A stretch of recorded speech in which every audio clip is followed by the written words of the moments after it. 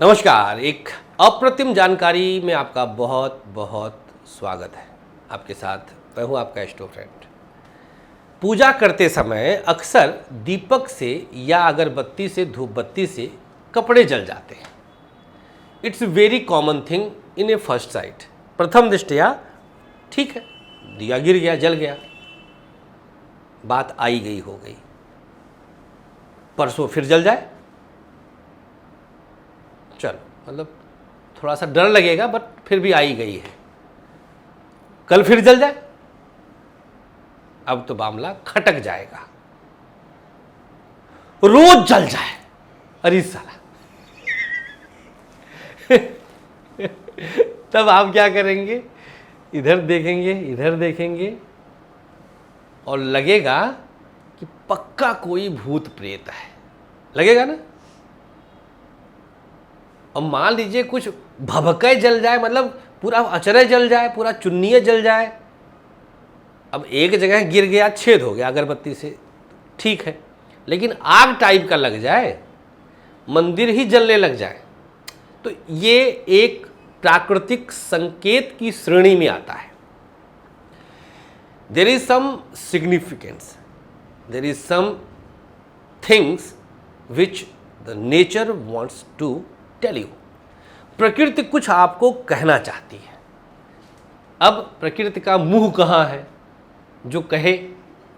तब प्रकृति ने उंगली करके आग लगा दिया, आपका वस्त्र जल गया। दूसरा इंसिडेंट होता है कि आपने कोई एकदम से कोरा कपड़ा पहना, बस बिल्कुल अभी अभी उसका लेबल काटा आपने, उसका बिल्ला तोड़ा। वो जो प्राइस टैग होता है कंपनी का, ब्रांड का प्राइस टैग, आपने उसको अभी भी काटा। घर से निकले ही थे कि दरवाजे से कपड़ा फंस करके और फट गया, कपड़ा फट गया। नए वस्त्र का फटना और पुराने वस्त्र के फटने में अंतर होता है। पुराना वस्त्र पुराना होने के कारण भी जनरली फट सकता है, वो हमारे टारगेट पे नहीं है। नया कपड़ा फटने लायक नहीं है, उसके रेसे मजबूत हैं, वो अभी बिल्कुल कोरा है, स्ट्रांग है, आपका कपड़ा घिसा नहीं है, धुला नहीं है, तो उसका फटना और रेगुलर फटना संकेत, खतरनाक संकेत। मित्रों, सबसे पहले ये समझना होगा कि पूजा करते समय वस्त्र का जलना किस ग्रह के पीड़ा को दर्शाता है, ये समझना है। मित्रों, यह दो ग्रह पीड़ित होने पर ही संभव होता है। नंबर 1, कुंडली का नवमेश, नवम स्थान का स्वामी, और बुध अगर आपका पीड़ित है तो ये संकेत आपको मिलता है। तो ये दर्शाता है कि आपके साथ प्रॉब्लम है, आपके साथ समस्या है, आपके साथ मुश्किल है, आपके साथ कुछ निगेटिविटी है। सोच लीजिए, उसका संकेत पूजा के समय वस्त्र का जलना हो जाता है। नंबर 2, कोरे वस्त्र का फटना पंचम भाव और शुक्र की पीड़ा का द्योतक होता है। अगर आपके पंचम भाव और शुक्र दोनों आपके कहीं न कहीं पीड़ित हैं, कष्टित हैं, पंगा दिखा रहे हैं, तो ये भी संकेत आपके लिए खतरनाक है।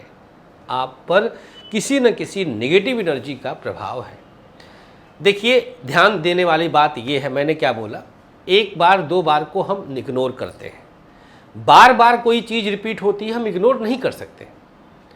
एक बार बुखार आया, पैरासीटामॉल खाया, ठीक हो गए, लेकिन बुखार उतरे ही ना, हर 2 दिन 3 दिन पे बुखार आए, तो ऑब्वियस सी बात है कि आप जाएंगे किसी अच्छे फिजिशियन से कंसल्ट करेंगे, मेडिसिन रिकमेंड करवाएंगे, मेडिसिन लेंगे, मतलब यू टेक इट सीरियसली। तो हम भी उसी मैटर को कह रहे हैं। मतलब आप यहाँ पर इसको, जो कमेंटर्स होते हैं, जो कमेंट करते हैं, उनके लिए समझा रहे हैं, जो आलोचक होते हैं। मतलब मैं नर्वस नहीं हो रहा हूँ उस चीज़ को लेके, ये मत सोचिए, बस समझा रहे हैं कि आप ये तर्क देखिएगा कि it's not very common thing, this is something serious.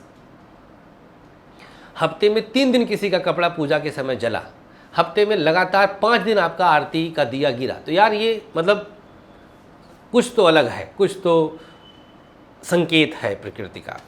क्योंकि मैं उन संकेतों को रीड करने का मेरा पेशा है, मेरा प्रोफेशन है, तो मैं उसको रीड करता हूं और एक निष्कर्ष निकालता हूं।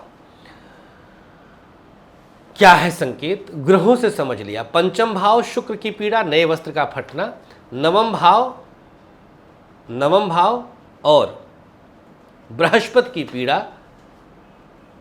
कपड़े का जलना, पूजा के समय कपड़े का जलना। अब आप लोग कुंडली देख लीजिए, अगर आपको ज्योतिष की जानकारी है और ये घटना घटती तो आप अभी इसको टैली करके और हमें बता सकते हैं कमेंट में कि हाँ, मेरा शोध इस विषय को लेकर सटीक है। क्या संकेत है? ये तो आ गई बात समझ में कि नेगेटिविटी है। मित्रों, यह सबसे बड़ा संकेत है कि आप पर, आपके परिवार पर, चूंकि पंचम और नवम भाव यहां पर आ जाते हैं, आपके परिवार पर पितृ ऋण या प्रेत बाधा का संकेत है।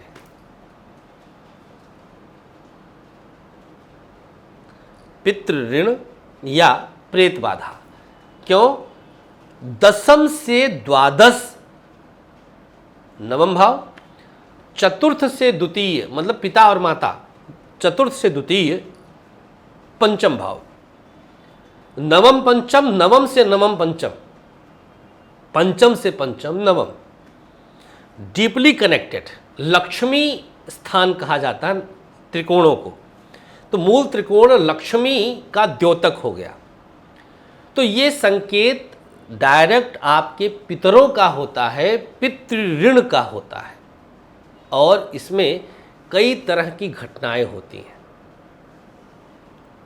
जो हमने दो चीज़ आपसे शेयर किया, आपको बता दिया।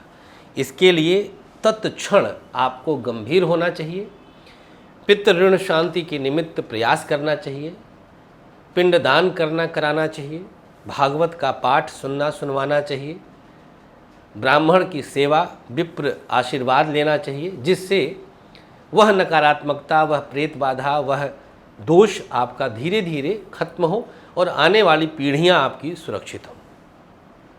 हम यही प्रार्थना करेंगे। और इसी के निमित्त आप लोग को बताऊं, इसी के निमित्त मैं गया जी में प्रत्येक वर्ष पितृपक्ष में, श्राद्ध में पिंडदान का कार्यक्रम ही कर देता हूं। बहुत लोग नहीं आ पाएंगे, देश में हैं, विदेश में हैं, आना जाना ही उनका लाखों का खर्चा हो जाएगा, ऊपर से नौकरी, दुनिया भर का प्रोटोकॉल, कोविड वगैरह अभी चल रहा है। कुछ नहीं करना है भाई साहब, आप बस केवल एक बार हम तक अपनी पहुंच बना लीजिए। आप हम तक अपना ये समस्या रख दीजिए कि आचार्य जी, हमारे साथ ऐसी दिक्कत है और हम चाहते हैं कि यह दिक्कत दूर हो, जिससे हमारे बच्चे, हमारा संतान, हमारा वंश सुरक्षित रहे। आप कृपया पिंडदान में हमें सम्मिलित करिए, बस बाकी सारा काम हमारा काम ही यही है। तो इस संकेत को समझें, इसको समझ करके सुरक्षा रखें अपने साथ और बहुत शांति के साथ कदम बढ़ाएं। थैंक यू सो मच आपके प्यार के लिए। अभी लगातार जुलाई तक में आप हमसे मुंबई में मिल सकते हैं, पुणे में मिल सकते हैं, और उसके बाद गाज़ियाबाद और बाकी शहर भी आप मुलाकात कर सकते हैं। कुंडली प्रॉपर दिखाकर जान सकते हैं कि क्या इस तरह की दिक्कत है। अगर है तो don't waste your time, call me immediate. Thank you so much आपके प्यार के लिए। अनुमति चाहेंगे? Keep smiling, take care. Shri Krishna, Shri Radhe.